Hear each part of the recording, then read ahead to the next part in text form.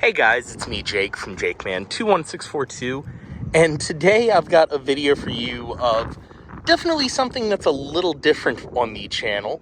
This is a 2000 Ford F-150 Lariat, and just a little backstory on this truck. So my great aunt that has the Odyssey I did the video of a little while ago, this is one of the other vehicles in her fleet.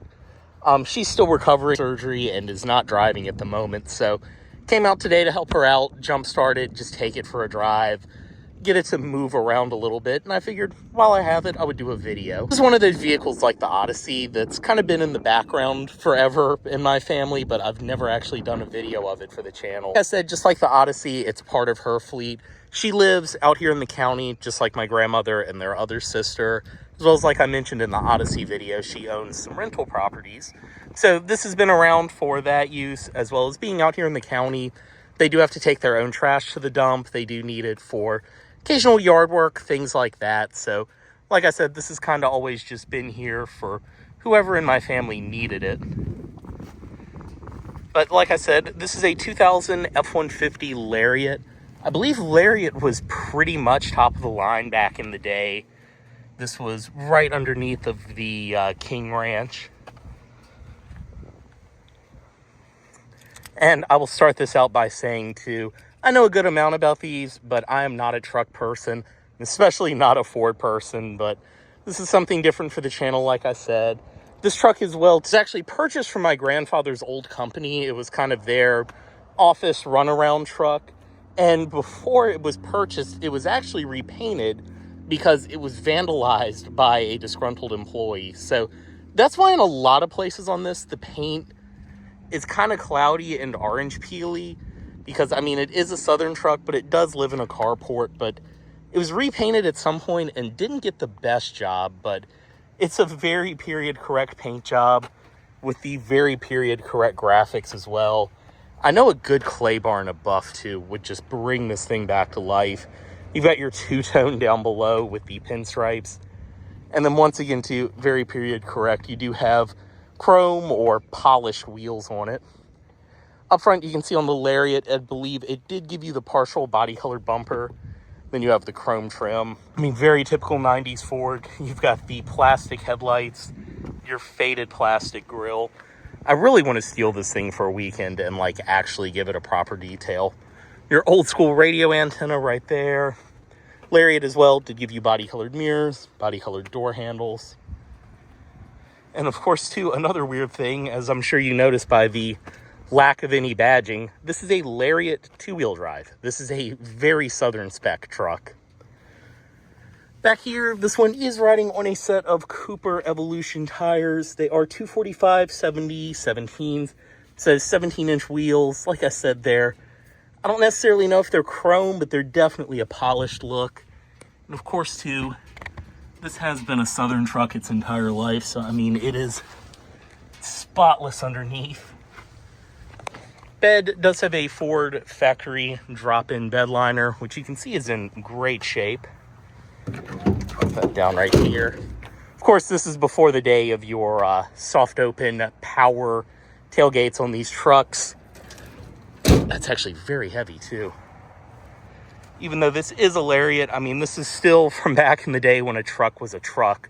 The only difference is this is pretty much a truck with leather. But I honestly think this body style is aged pretty well. It's definitely very 90s, early 2000s in the way it looks. But again, I'm nostalgic for these almost because this was the new body style when I was a kid. See too, your Triton V8 and F-150 badges. We'll go ahead and start it. Just kind of let it run because, like I said, the battery was dead. So hopefully it starts. But inside you can see beige leather interior. This does have the front bench seat, and I apologize about the junk inside. Again, this is kind of a work truck, but for the mileage, in pretty good shape. This thing has probably never seen leather conditioner. It's your Lariat badges as well, and it is a partial power driver seat. Go ahead and start it. Just insert the key.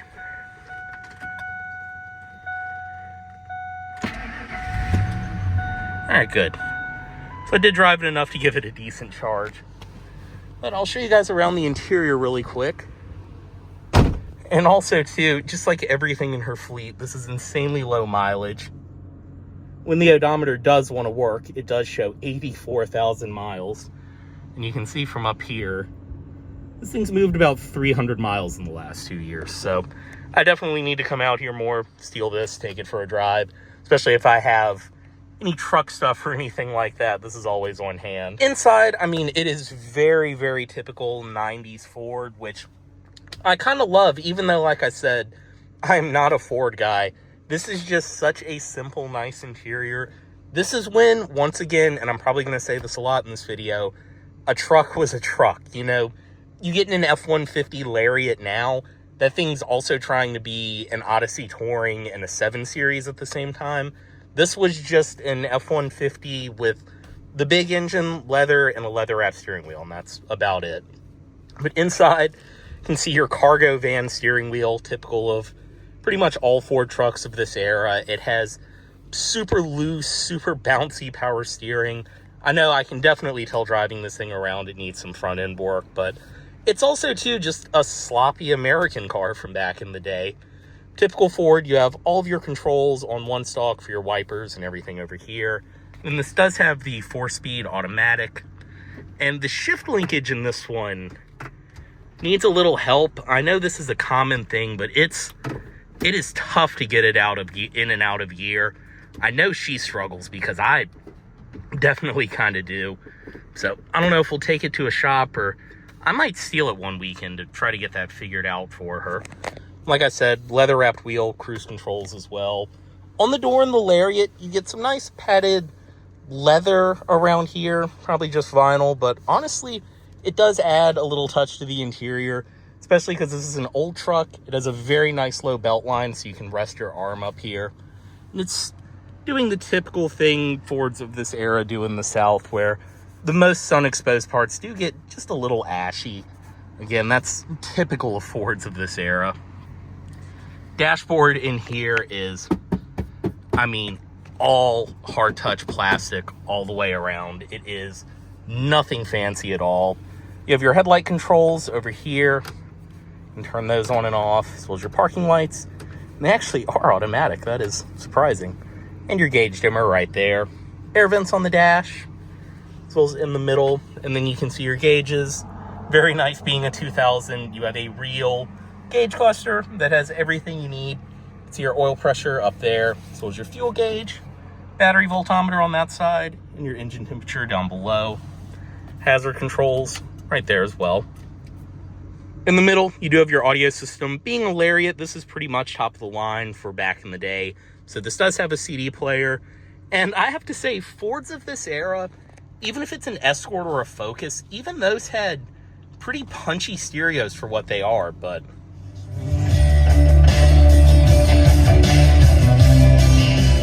this one really does sound fantastic. I believe it's just a 4-speaker system too, but it really packs a punch.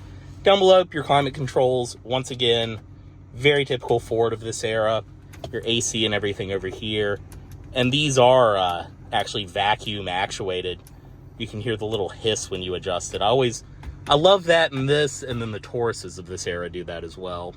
Passenger airbag on and off, and then I believe right here, either here or here, are where the four-wheel drive controls would be if this had it. Power outlet, and being a truck of this era, you do, of course, have a actual cigarette lighter. On this side, this is broken like all of these were when they were 2 years old, but you do have a very tiny cup holder, and then a little ashtray as well, which with my family does not get much use, as you can see. And this also is removable, I believe. But this, once you slide it back in, it just gets stuck there. The mechanism itself is actually broken, so you have to kind of manually pull it out.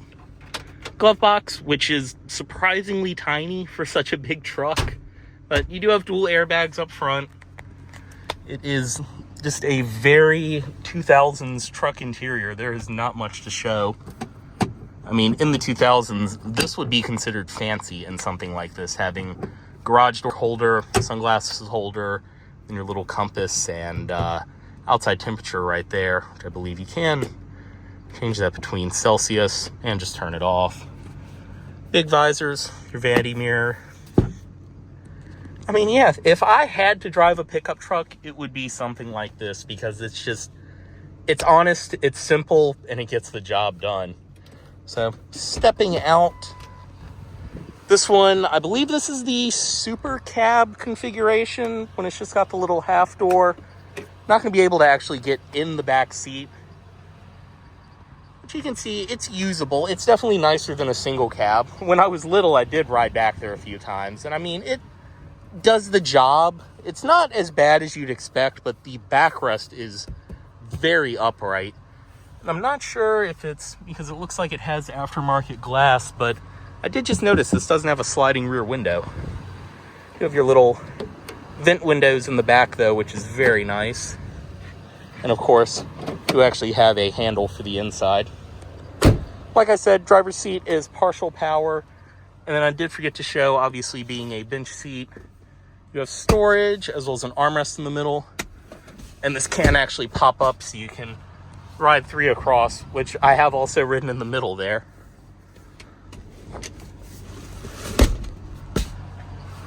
But I'll show you guys around the rest of the truck really quick.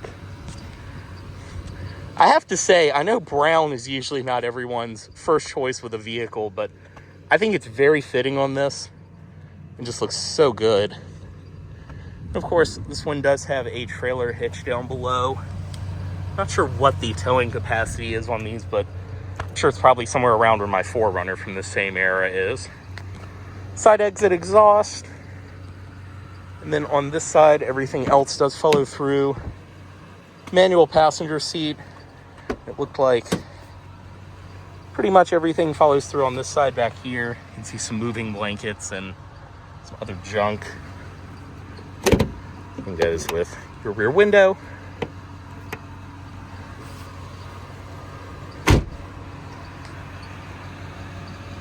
And your puddle lamps as well. I mean, for 2000, this really is a pretty high-end truck.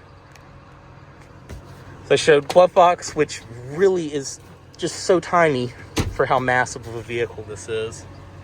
And your Lariat badge on the floor mats. I said, I'll have to steal this for a day because there's definitely some work it needs that I can help her out with. And I'd love to just do, even if it was just a very basic detail, just kind of bring this thing back to life. Also forgot to mention your typical, very typical 2000s Ford keypad right there. And as you can see, I mean, this thing isn't abused, but it's definitely owned by the part of my family that's not very interested in cars, so I wouldn't say it is meticulously maintained, especially cosmetic. And as I said too, the owner's kind of unable to drive it at the moment. But under the hood, this does have the optional engine on this Gen F-150, the 5.4 liter Triton V8, which this was actually one of the first V8s I ever drove. This was definitely the first pickup truck I ever drove. But you can hear there's a little bit of belt noise. I think it's got a pulley that definitely could be replaced, but it is still chugging along. I have seen these engines take some abuse.